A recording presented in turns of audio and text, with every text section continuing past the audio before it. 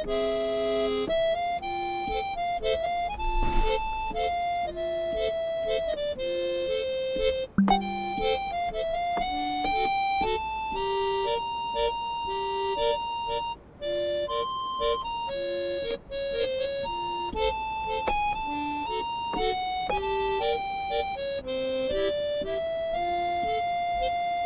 everything.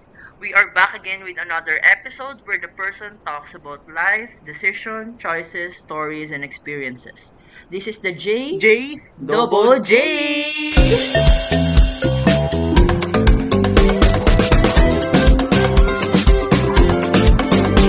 is the J Double J. In this podcast, ating tutuklasin ang effective stress management techniques na may a-apply natin throughout our daily life. From mindfulness and relaxation practices to time management strategies and lifestyle changes. We will provide you with practical tools and insights to help you better cope with stress and improve your overall well-being. So, pre, ano nga ba yung stress? Ano bang pre, no? Ano nga ba yung definition ng stress, no? Sige, umpisahan natin sa definition ng stress. Sabi sa Merriam-Webster Dictionary, ang definition daw ng stress ay one of bodily or mental tension resulting from factors that tend to alter an equilibrium. So may naiintindihan ko ba doon? Hindi ko alam, pre. Wala akong naiintindihan. Parang masyadong out of this world ang meaning nito ni Merriam-Webster Dictionary. Pero para sa'yo, pre, ano ba talagang meaning para sa'yo ng stress? ang stress para sa akin, ito lang, simple lang tropa. Kapag na-pressure ka na gumawa ng isang bagay. So, yun yung stress para sa akin. Siyempre, mga Ganun. problema sa bahay, problema sa school, problema sa trabaho, lahat-lahat yan nakaka-stress yan, siyempre. Sa bagay, nakaka-stress nga yung gano'n, no, pare. Oo. Pero syempre, no, yung stress din para sa akin is yung ano eh. Yung ano, Hindi mo malaman yung gagawin mo, di ba? talaga, Sabay-sabay na ginagawa mo, tas nakakasora na. Kasi hindi mo na alam kung anong uunahin mo, di ba? pero syempre, speaking of mga stress, no? Dito naman tayo sa mga resulta ng stress. Bakit nga ba tayo nai-stress? So, una daw, dahil daw sa tight deadlines, no? Sa trabaho, sa school, tight deadlines, di ba? Tight deadlines. Sino bang hindi mai-stress sa tight deadlines? Syempre, di ba?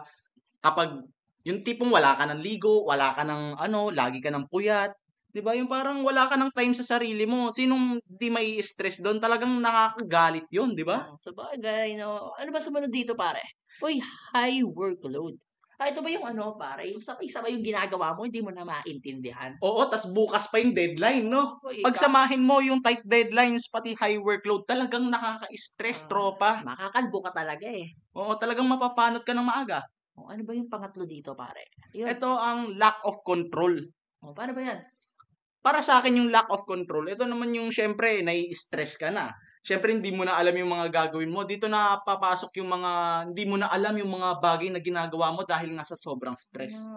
Bali parang ano to, no? Yung, kunwari, may gagawin kang isang bagay, tapos, di mo alam kung paano sisimulan din. Oo, ganun siya. Okay. Ano bang next dito, pare? Papasa nga. So, syempre, dito naman tayo ngayon papasok sa importansya. Bakit kailangan na ma-manage ng maayos yung stress, no? Ano bang mga result ng stress na yan? So, syempre, sa health natin, marami talagang dulot yung stress. Meron tayong una, anxiety. Yung mga pag iyak-iyak natin sa gabi, di ba? Yung mga talagang depression, yan. Talagang magiging sad boy, sad girl ka talaga, no? Sa SOCMED, no? Mapapapost ka talaga ng mga kung ano-ano. Ang sumunod pare, burnout. Burnout. Yan, grabe yan. Naranasan ko yan, nakaraan lang talaga. Wag na natin pag-usapan yan. High blood pressure. High blood pressure. Nakaka-high blood ba yun, pare? Talaga, nakaka-high blood, nakakagalit. Hindi lang nakaka-high blood, boy. Low blood Over- kasi ako eh, sa sobrang stress. Grabe naman yan, tropa. Meron din tayong chronic diseases. Ito naman more on talagang health na talaga siya. Health related ng sobra. So, syempre, ano nga ba yung mga stressors natin? So, meron tayong mga techniques dito para ma-recognize natin at ma-address natin yung mga stressors ng mas maayos. So, identifying personal stressors and triggers. So, una, meron daw tayo ditong self-reflection and observation. Ano nga ba yun? Ano yun, pare? Keep a journal to record your thoughts, feelings, and experiences. So, syempre, maggagawa ka ng journal. Doon mo isusulat lahat ng mga experiences mo. Bakit ka nga ba nai-stress? Sino nga bang nagpapa-stress sa'yo? I-record mo yan lahat. Bale parang dito, isusulat mo, ire-record mo para maintindihan mo. Oo. Tapos ngayon, pwede kang magpatulong sa mga kaibigan mo, papakita mo yung journal mo sa kanila. Tapos, pwede ka nilang matulungan kung bakit nga ba ikaw nai-stress talaga. Anong sumunod dyan, pare? Ang complete questionnaires or quizzes designed to identify and reduce stress in your life. So, yun yung stress assessment tools, no? Ano sabihin nun? Parang ano siya, parang syempre tatanungin mo, questionin mo yung sarili mo ngayon. Bakit nga ba ako nai-stress? Ano nga ba yung dulot ng stress na to sa akin? At saka ano nga ba, saan nga ba nag-uugat itong mga stress na to?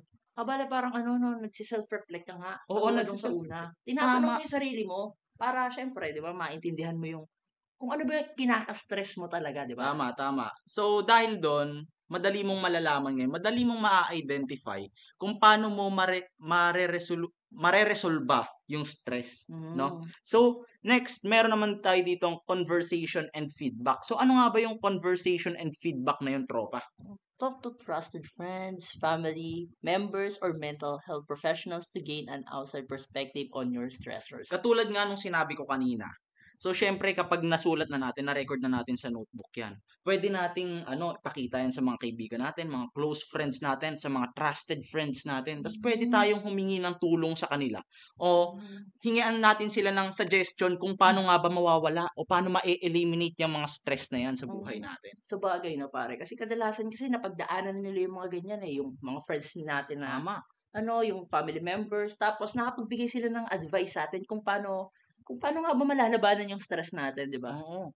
So, lastly, meron naman tayo ditong physiological signals. So, ano nga ba yung physiological signals? Ano yun? So, sabi dito, monitor your physical responses to stress, such as clammy palms, headaches, or chest tightness. May mga ganun pala kapag nasistress ka, pare. Oo, syempre kapag, di ba, katulad nga nung nakaraan, kapag nag-overthink, di ba?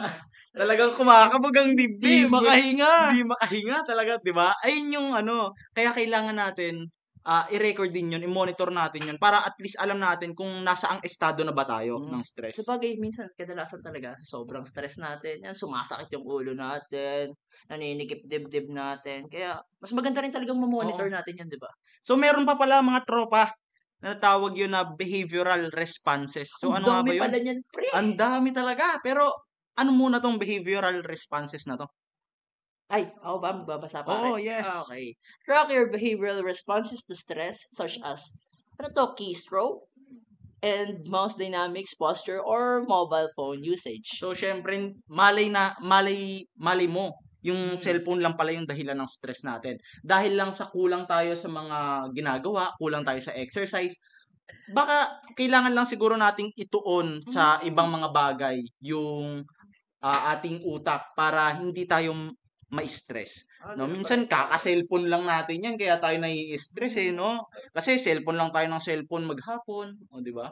Tapos iisipin natin, napakarami na nating nagawa pero wala pa pala. So, anong next natin, pare? Contextual events. So, ibig sabihin naman nito, dapat daw natin i-consider the contextual events that contribute to your stress such as place, time, or ambient factors. Ano yung pare? Hindi ko naiintindihan pa. So, sa tingin ko, ito yung kung meron kang mga toxic friends. Sa environment lang, pare, Siyempre, kapag may mga toxic friends yan, nag-a-add up yan sa stress natin, pre. So, kailangan natin, minsan, hindi yung mga bagay yung kailangan natin i-eliminate. Minsan, yung mga tao pala na nasa paligid pala natin. Yun. Kaya para may kaibigan akong Uy.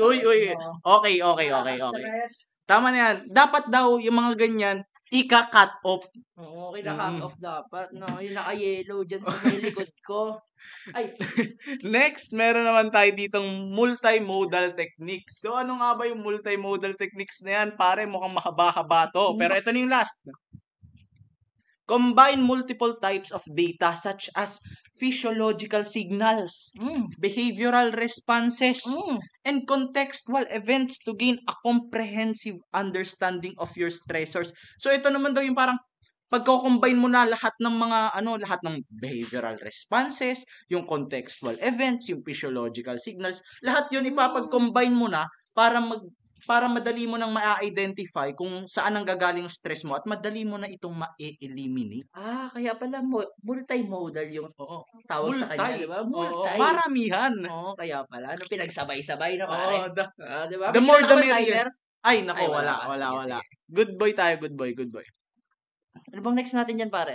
Meron naman tayo ditong developing resilience. So, ano nga ba yung resilience muna?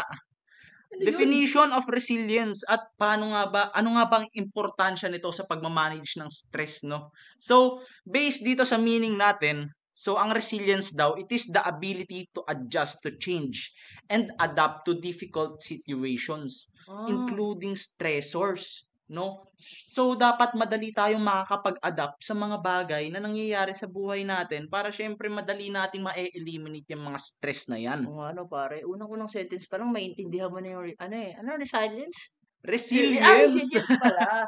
So it involves the capacity to cope and bounce back from stress and adversity, managing to function effectively despite failures, setbacks and losses. Ay, So ito madali tayong nakaka-recover dapat, no? So ibig sabihin pala ng resilience, madali dapat tayong nakaka-recover sa mga stress na yan, sa mga stressors na yan. Madali natin dapat na i-eliminate. okay. So, resilience is not an innate trait but can be learned and nurtured, pare, through various techniques such as seeking support o pakikipag-usap sa mga kaibigan, o syempre dapat yung Sabagay. sa mga nakakaunawa sa atin, setting goals. So syempre dapat meron tayong goals. Hindi lang tayo cellphone ng cellphone, pare. Dapat tapos magtataka ka bakit ka Oo. natatambakan sa schoolworks, Tapos no? mase-stress ka, 'di Oo. ba? Parang ano Pero naman, eh, cellphone ka lang naman ng cellphone maghapon, 'di para ba? naman kasing Ay talagang kalokohan, pare. mai-stress ka talaga doon at dahil 'yun sa sarili mong kagagawan. So, anong next naman diyan, pare? Learning from experiences, 'yun nga, yung resilience. So syempre, kapag madali tayong nakakapag-adapt, no, madali nating natatanggal yung stressor, madali rin tayong nakaka-gain ng mga experiences Hmm, based sa mga past stressors natin. hmm. Kaya So, sabagay kapag kapag madali ka talaga nakakapag-adapt, eh. grabe. Alam mo yung 'di ba na-adapt mo agad yung kinaka-stressan mo. So, Oo. nagagawan mo agad ng paraan para hindi ka na ma-stress, 'di Oo. ba? Ganyan ka-importante ang resilience sa Hmm, pagmamanage ng stress. So, meron din tayo ditong discovering and using strengths, ito. developing coping strategies. Yun nga, yung mga strategies na tinalakay natin kanina. And promoting a positive outlook. So, syempre dapat positive thinker tayo. Dapat tinitingnan natin ang buhay na parang pa-weather-weather lang, di ba? Gano'n ba yun, pare? Oo, dapat ganun Sige. lang para makaiwas tayo sa stress. So, paano nga ba tayo makapag-cope sa stress? Ay, Sabi nga paano, dito paano? sa meaning ng resilience, no? So, paano tayo makakapag-cope sa stress sa pamamagitan ng resilience? So, resilience, ito daw ay nakakatulong sa mga individual na to Hmm, cope up with stress, no? Para syempre, ito kasing resilience na 'to parang coping skills na 'to, eh. Madali tayong makakapag-adapt, madali nating matatanggal yung mga stress, and siyempre mawawala na yung mga stress, 'no, in the meantime. So, eto naman daw yung resilience na 'to, yung skills na 'to parang ano siya, madali siya isa 'tong isa 'tong skill para para? madali nating ma-eliminate o madali nating ma-manage yung mga stress signal such as cortisol levels and developing Hmm. strategies to deal with stressors. So yun nga yung mga strategies, no? So, anong next natin? Building self-efficacy. Ano ba yun, pare? Paliwanag mo nga ulit sa'kin. So building self-efficacy, ibig sabihin naman daw nito, resilience helps develop self-efficacy. So, syempre, yung tingin natin sa sarili natin, tumataas, Ayun. pare. Ano yun So, pa? syempre, mas nagiging confident tayo na humarap sa iba't ibang mga tao kapag wala tayong stress. So, Gan- syempre, kapag stress, may eye bags yan, par. Tapos, Syempre, grabe na itsura natin dyan. Talagang stress na stress. ganun ba yun? Oo. Tapos, which is the confidence to overcome future obstacles. Ito nga yung mga tinutukoy natin mga confidence, pare.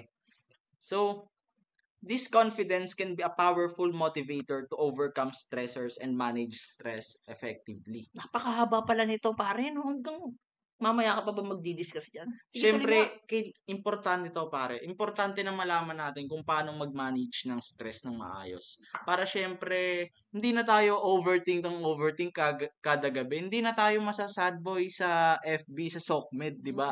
At palagi na lang tayong masaya kapag nalabas tayo ng bahay, lagi tayong nakangiti, par. Sabagay, napakadami talagang positive na pwedeng magawa sa'yo nitong itong mga to. Pagmamanage ng stress. Talagang, kasi kapag nai-stress ka, napakarami talagang pwedeng mangyari sa'yo. Katulad nga nung sabi kanina, high blood, High depression, anxiety. Ayaw natin mangyari sa sarili natin yon. So, next, meron naman tayong enhancing problem solving. So, ano nga ba ang definition ng enhancing problem solving? Based sa problem solving sa root word na problem solving. So, yung resilience daw, it improves your problem solving abilities. So, syempre, kapag nai-stress ka, dapat madali nating malalaman kung ano nga ba yung pinaka nagiging dahilan ng stress natin. So, yun yung dapat alamin natin. Yun yung dapat nating isolve, di ba, tropa? So, it allows individuals to adapt daw, no? Resilience, adapt to changing situations and develop effective strategies to Napakarami manage pala talagang stress. benefits nitong na to. Oo. At maraming strategies. Hindi ka na talaga malulumbay kapag na-master mo to lahat ng strategies na to. Talagang hindi ka na malulungkot sa buhay, Ewan pare. ko na lang pare kung ma-stress ka pa kapag na-master mo yan. Talagang hindi ka na magiging sad boy sa SOCMED. Anong next natin dyan? Improving mental health. So improving mental health means resilience is essential, no? Essential daw yung resilience sa pagme-maintain ng good mental health natin. So syempre kapag na-master na natin tong resilience na skill na to, mawawala, ma-eliminate na natin ng madali yung mga stress sa buhay natin, mapabagay man yan, mapatao man yan, mapa-personalidad man natin yan, o kahit ano pa man yan, madali na lang natin ma-eliminate yan. So nakakatulong daw ito sa mga individual, no, na may depression, na may anxiety. So, para madali nilang ma-manage yung mga stress nila. So, syempre, kapag na-manage mo ng maayos yung stress natin, anong outcome nun? So, syempre, good mental health. No? Tapos, yun nga, ito na nga meron tayo ditong techniques for building resilience. So, ano nga ba yung mga techniques para magkaroon tayo nitong resilience na tinatawag nila? No? So, first Paisa-isa nga niyan, pare. is saying no. Matutong humindi. No. No? No. Hindi ko kaya yun pare. Hindi ako natututong huminti. Tuturuan kita, pare. So, importante na humindi tayo paminsan-minsan kasi nga, minsan dapat alamin natin yung mga boundaries natin. Dapat alamin natin na yung mga limitations natin. No, hindi yung palagi lang tayong oo ng oo kahit na alam natin na mahihirapan na tayo. Tsaka sumusobra na. Bali parang sa kaka-oo mo, hindi mo na nagagawa yung dapat mong gawin. Oo, yung parang gawin. ikaw na yung nahihirapan, kumbaga. Parang, syempre, stress yon boy, kapag sobrang dami mong ginagawa dahil nga sa napakaraming favor sa'yo, ikaw naman tong si oo ng si oo. Sige lang, go lang. Yun, na-stress ka, di ba? Yun, simula ngayon pare, hihindi na ako, promise. Di ba? Kaya ako na-stress Oo nga. So next, meron naman tayo dito, dapat alamin natin, syempre, yung work-life balance. Matuto tayong kumuha ng day off kahit mga 1 o 2 beses sa isang linggo, pare. Kailangan ba yun, pare? Kasi ako parang hindi ako nakakapagpahinga eh. Syempre, kailangan yun, pare. Para kapag nakakapag-day off tayo, nakakagala tayo, kahit paminsan-minsan, nakakalimutan natin yung mga problema natin, pare. And it improves your mental health, no? So, matutulungan natin yung sarili natin na ma-eliminate yung stress sa pamamagitan ng pag-achieve ng work-life balance. Hindi yung puro trabaho lang, pare. Bawal ang workaholic dito. Mag-enjoy tayo. Maglilib nga ako sa trabaho 1 linggo. Grabe naman yan. So, lastly, meron naman tayo ditong mga na-conclude natin. Ano nga ba yung natutunan natin dito sa podcast natin na to? Siyempre, hindi tayo magpo-podcast ng walang direksyon, no? Walang matututunan. So, ano nga ba yung natutunan mo sa podcast na to? Ayun, pare. Pati ba naman sa pagtatanong, ini-stress mo ako. Diba? Pero syempre yan, dami nating natutunan kung paano mag-manage ng maayos, no? Para ma-manage mo ng maayos yung stress mo.